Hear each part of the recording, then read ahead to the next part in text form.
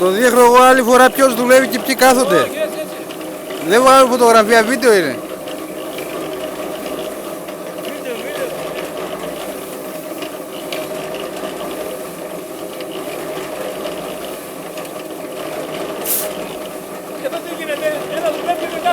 Αυτό τώρα, κοίτα, ξέχνα το δημοσιοπαρηλίκη, τώρα δουλεύει ο δημόσιος υπάλληλος.